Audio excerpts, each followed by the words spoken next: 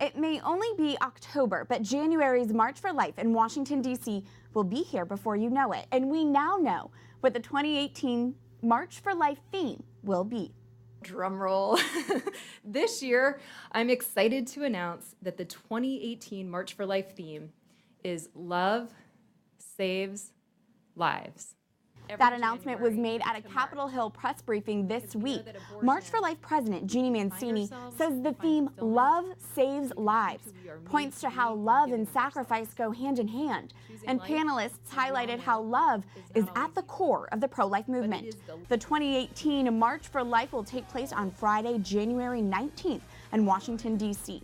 And we also now know the commencement speaker for the March for Life conference held the day before. It will be Stephanie Gray, the woman whose recent pro-life talk at Google went viral. Take a listen.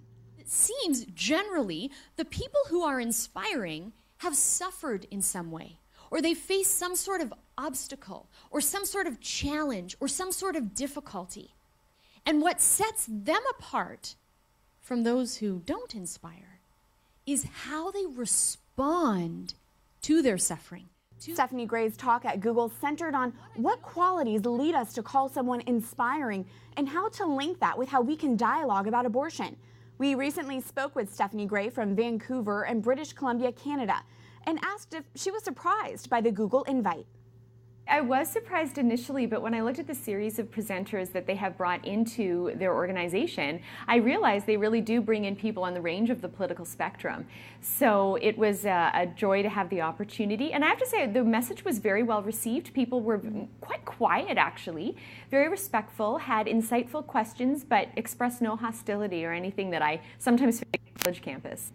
As you mentioned, there have been many other talks at Google, including one from Planned Parenthood President Cecile Richards. Her talk on YouTube as of this interview has under 2,000 views. Your talk, which has been up for a shorter period of time, has nearly 100,000 views.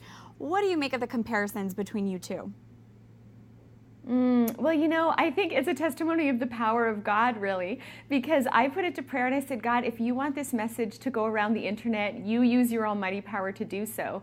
And I think the reality is Cecile Richards' message is the status quo, whereas the pro-life message is something we're trying to get the culture to embrace. So there's, I think, more enthusiasm, more movement behind getting that message in the public square in order to shift our culture of death to a culture of life.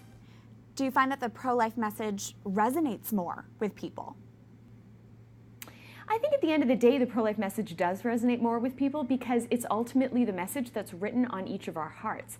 That sense we all have intuitively that we ought to put others ahead of ourselves, that we ought to do the right thing even when it's hard. And that was ultimately the message I was communicating, which most aligns with the anti-abortion position to protect the weak and vulnerable and care for them, even when it's difficult for us to do so. Stephanie, your talk centered around the idea there are 3 qualities that define inspiring people. What was your strategy behind that narrative to discuss the tricky topic of abortion? You know, coming from the perspective that the truth is written on our hearts, I honestly look at it from this way.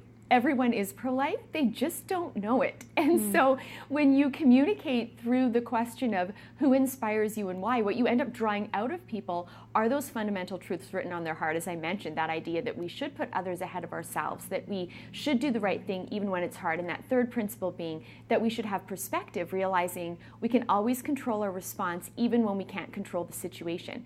And those are 3 qualities inspiring people have that all people, regardless of where they sit, on which side of the fence they sit on when it comes to the abortion debate, all of us can embrace those 3 qualities. So what I wanted to do was tap into that shared perspective, that common ground, and then show how those 3 qualities are best demonstrated through the pro-life perspective, caring for the vulnerable preborn child who needs us, and her dependency heightens our responsibility toward her.